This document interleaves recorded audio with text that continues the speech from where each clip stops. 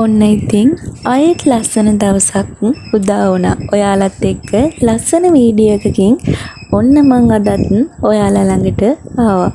ඉතින් කොහොමද ඔයාලා හැමෝම හොඳින් නැති කියලා හිතනවා.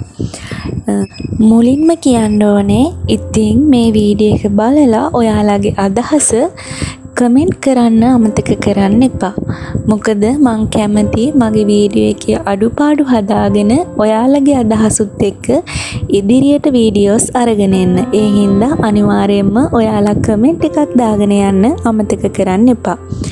ඉතින් අද මගේ පුංචි බබයි තනියම ඉන්න දවසක්. ඔන්න උදෙන්ම රෙදි ටික සෝදලා මම ওই විදියට තමයි ඉතින් බබා නිදියගෙන හිටියේ නැත්තම් රෙදි ටික වනාගන්නේ. එයාවත් අතේ තියාගෙන ඔන්න ඉතින් කොහොම හරි මම රෙදි ටික වනා ගන්නවා. මොකද එයා චූටිනේ තාම. එයා චූදාද්දි යාට අන්දන්න කලිසම් තියෙන්න ඕනේ. ඉතින් කලිසම් ටික වේල ගන්න ඕනේ. වැස්සොත් එහෙම ඒ කලිසම් ටික වේල ගන්න අමාරුයිනේ.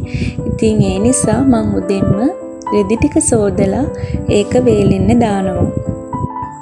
චූටි බබාලා ඉන්න අම්මලා කොහොමද දන්නවනේ කොච්චර රෙදි හොදලා වෙනුවත් ආය අපට රෙදි හොදන කිවරයක් වෙන්නේ නැහැ. මොකද චූටි බබාලා චූදාද්දි ආය ඉතින් රෙදි ගොඩක් ගොඩ ගහනවා. ඔන්න ඉතින් එයා මාත් එක්ක කෝලම් කර ටිකක් වෙලා ඉන්නවා.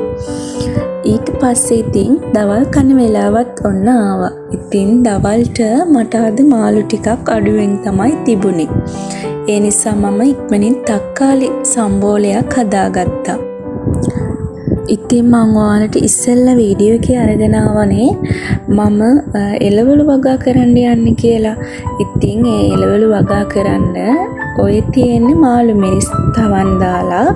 ඒ වගේම තමයි ඉතින් මම මේ බබාට කෑම එකට දාන්න හරි කමක් නැහැ කියලා පෝච්චියක ගොටුකොළ ටිකක් හිටවලා තියෙනවා. ඒ ටික තමයි ඔයාලා වීඩියෝ එකේ දැක්කේ.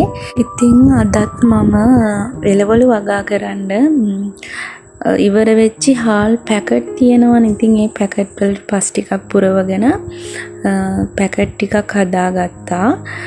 මේ තියෙන පරණ බල්බ් එකක්. ඉතින් ඒ පරණ බල්බ් එක සෝදලා මට හිතුණා ලස්සන මල් පෝච්චියක් හදාගත්තා නම් හොඳයි කියලා. ඉතින් ඒක සෝදලා උඩ තියෙන කෑල්ල මං ගලව ගන්නවා. ඒක ගලවගෙන කම්බියක් අරගෙන ඒකට ලණු වලින් ඔතනවා. ලණුවක් ඔතලා අපිට ඕනේ හැඩේ විදියට හදාගෙන මේ විදියට ලස්සන මල් පෝච්චියක් අපිට නිර්මාණය කරන්න පුළුවන්. ඉතින් හදන වීඩියෝ එක දාගන්න තියෙනවා නම් ඇත්තටම හොඳයි.